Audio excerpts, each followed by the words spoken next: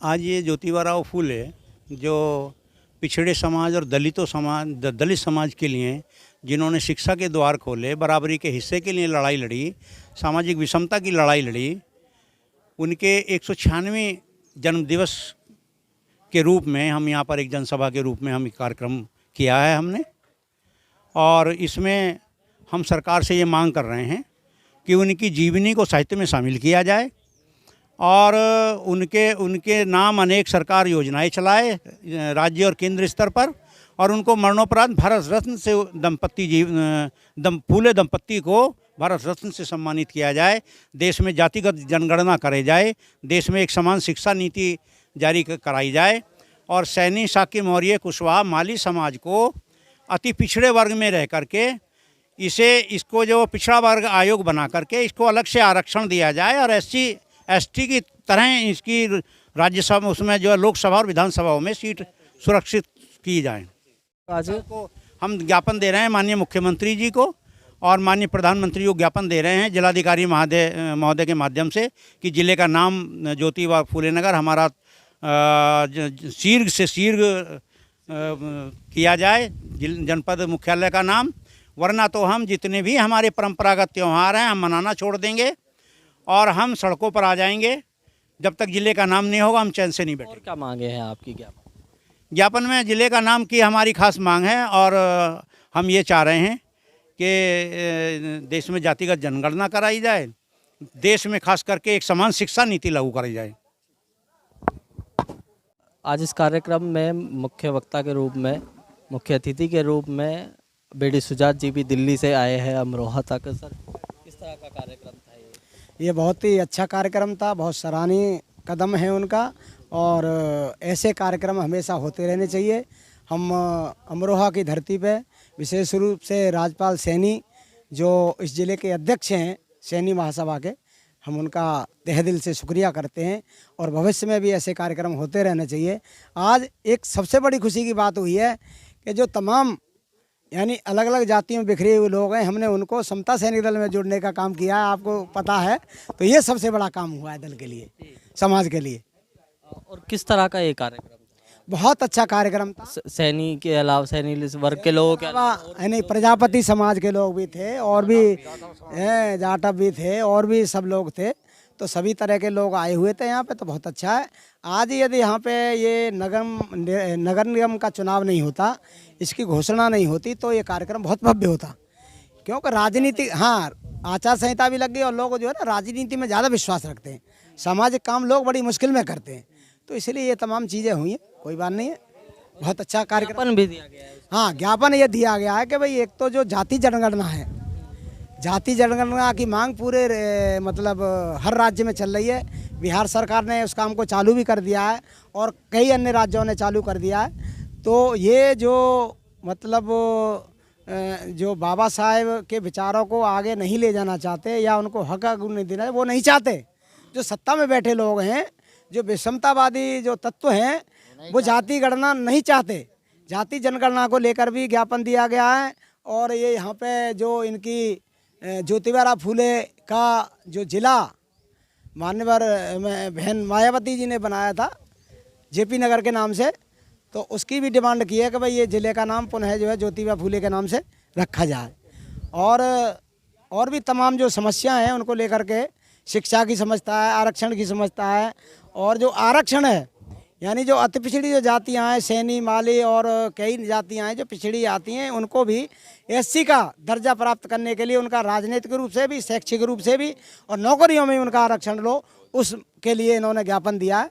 तो ये निश्चित रूप से कार्यक्रम जो है सफल हुआ है और कार्य हमारा बहुत तेज़ी से आगे बढ़ रहा है। जातिगत जनगणना से सरकार का क्या नुकसान है? सरकार का ये नुकसान है कि कुछ चंद लोग जो राज कर रहे हैं ना, तो उनके पेट में दर्द होगा। जब वो जाति गणना होगी तो वो जो पूरा समाज है, वो 85% समाज है ना, उसका वो जो है वो जो इन्होंने बंद पिटारा कर रखा है वो खुलेगा, और खुलेगा तो लोगों के अंदर जो चेतना आएगी और वो उनका हक हकूक उनको देना पड़ेगा इनको। हाँ, और भी साथी हैं, एक बार परिचय दीजिए। मैं दिल्ली से हूँ, नाम मेरा दिलीप सिंह है और मैं महात्मा फुले जी की प्रोग्राम में आया था। बहुत ही अच्छा प्रोग्राम है,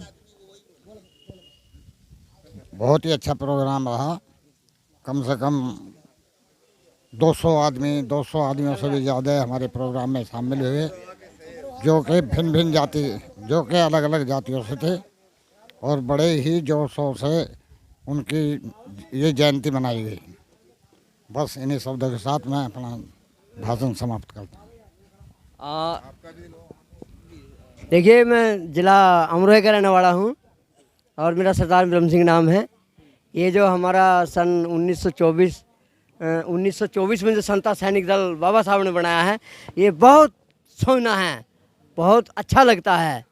इसमें ज़्यादा से ज़्यादा सैनिक बनने चाहिए। संता किस तरह की प्रेरणा मिलती है आपको जब आप समता सैनिक दल की वर्दी पहनते हैं? जी, हमें इस तरह की प्रेरणा मिलती है कि जैसा ये मिशन बाबा साहब ने बनाया है, इतना अच्छा सोना लगता है।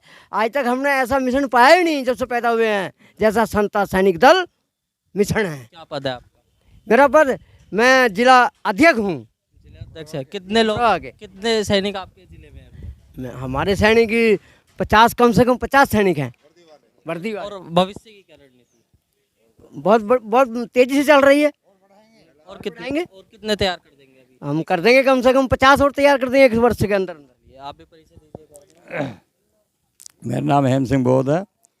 आज ग्राम आजमपुर चौपला, तहसील मंडी धनौरा और जिले का प्रभारी और मैं तो जिस दिन से सन 2002 से इस समता सैनिक दल में आया हूँ, जब से मैं नहीं हटा, जाए दुनिया हट गई। और मेरा काम यही है रोज़ बढ़ाने का।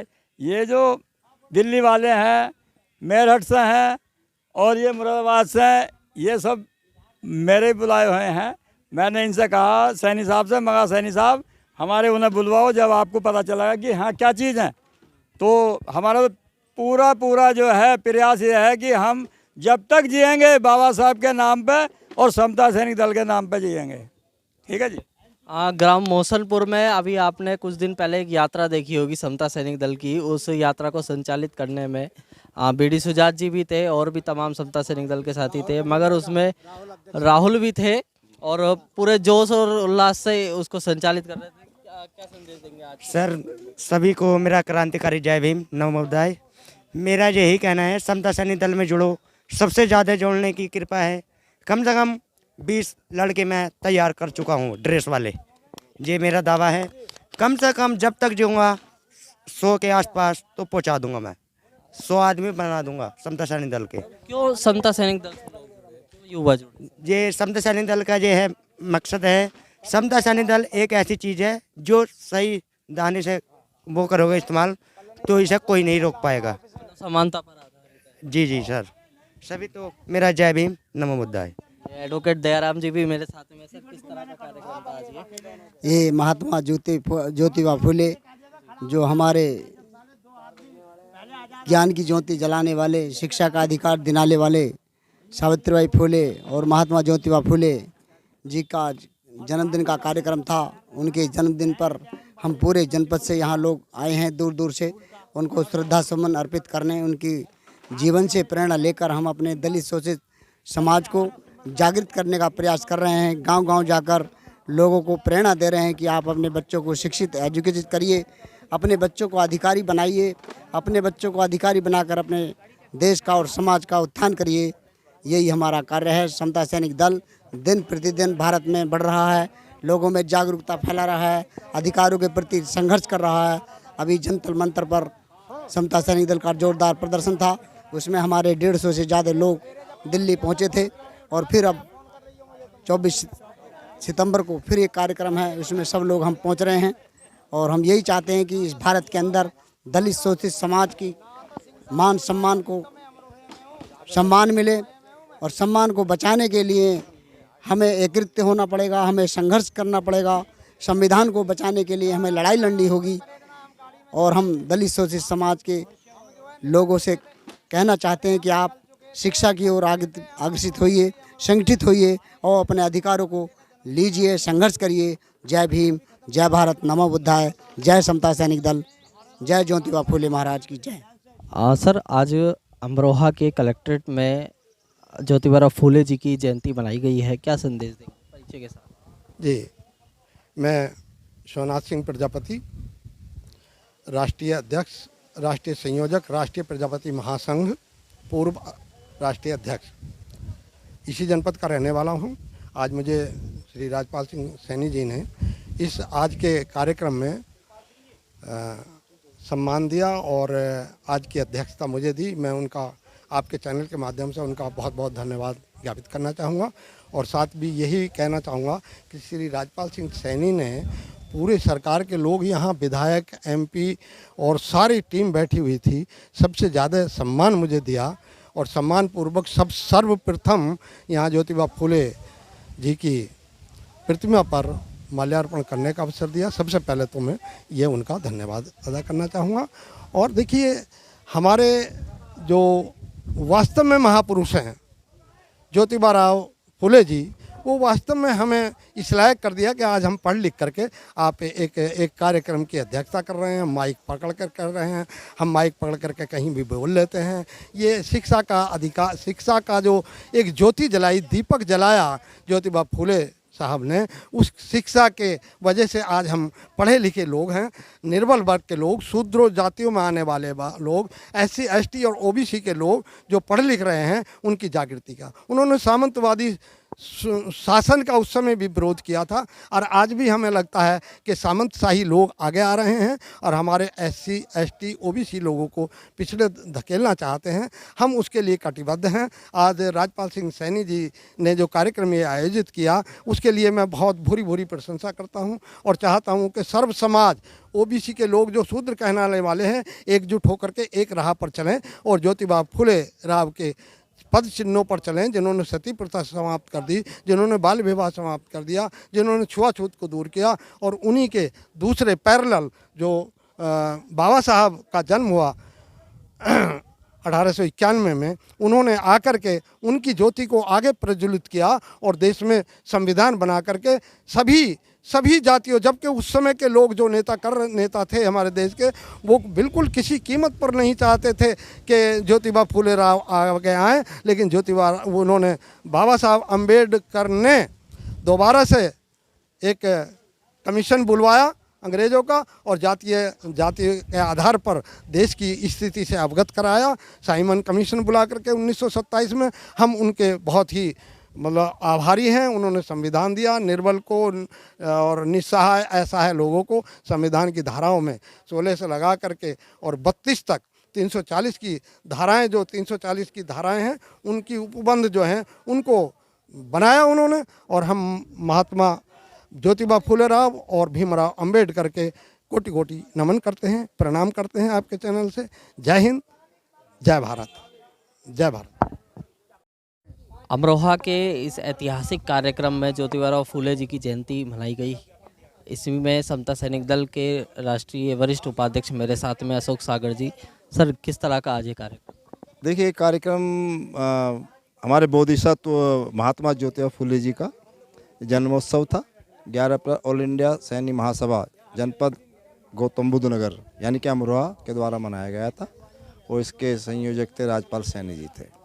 बहुत ही उत्साह के साथ लोगों ने यहाँ पर भाग लिया है और महात्मा ज्योतिबा फूले को अब एक उनके कंसेप्ट में बाहर आकर एकजुट समाज में लाने की कोशिश की गई है। ऐसी सभी महापुरुषों के बारे में, जैसे अभी तक हम लोग मानते हुए आ रहे थे कि ऐसे प्रचारित कर दिया था कि बाबा साहब दलितों के नेता हैं, ज्योतिबा फूले सैनियों के नेता हैं, ऐसी सभी कई वाल्मीकि समाज के वाल्मीकि नेता हैं ऐसे। तो ये कोशिश की जा रही है हमारे तरफ, समता सैनिक की तरफ से, कि हम सब लोग इन अपने जो महापुरुष हैं इनको व्यापकता की तरफ ले जाएं और व्यापकता से ही समाज में एकजुटता बढ़ेगी। आज के परिप्रेक्ष्य में यहाँ सभी वक्ताओं ने बहुत अच्छे अपने विचार प्रकट किए हैं। बहुत बढ़िया लगा कि लोगों को इस चीज़ से बाहर निकाला गया। बहन जी का जब शासनकाल था, बहन जी ने अपने शासनकाल में इस ज़िले का नाम, इसका नहीं कई जगहों का नाम अपने महापुरुषों के नाम पर रखे, जिसमें ज्योतिबा फूले माली समाज चूँकि यहाँ पर ज़्यादा है सैनी समाज से एरिया में, तो बहन जी ने उसको अपने महापुरुष को सम्मान देते हुए इसका नाम ज्योतिबा फूले न करा। लेकिन सबसे दुख की बात यह है कि उसको ख़त्म करने वाले वही जो आज अपने को शूद्र कह रहे हैं, मुख्यमंत्री अखिलेश यादव जी, उनको बहुत बाद में समझ में आ रही है ये चीज़ें। मगर अब समझ में आई है बहुत, जब उन्होंने इन नामों को ख़त्म कर दिया। जबकि दूसरे लोग इन्हें ख़त्म करने में ज़्यादा इंटरेस्ट नहीं ले रहे। आज जिनकी शासन सत्ता भी है वो भी ख़त्म नहीं कर सकते, वो भी ऐसा विचार नहीं ला सकते। जिनके महापुरुष थे उन्होंने ही ख़त्म कर दिया, उनको शायद इस बात का ज्ञान नहीं था। याद नहीं। वो शायद वैसे तो वो बीटेक हैं, सारी चीज़ें अच्छी उच्च शिक्षा ली है, लेकिन चूंकि जब घर में ही कोई चीज़ बताई नहीं, महापुरुषों के बारे में बताया नहीं गया, नहीं तो आज वो पछता रहे हैं इस बात के लिए कि मैंने ऐसा कर दिया इस चीज़ के लिए। और दूसरी बात रही कि जितने भी महापुरुष थे जिनको कोई जानता नहीं था, बहन जी के आने के बाद ही उन चीज़ को बहुत सम्मान मिला।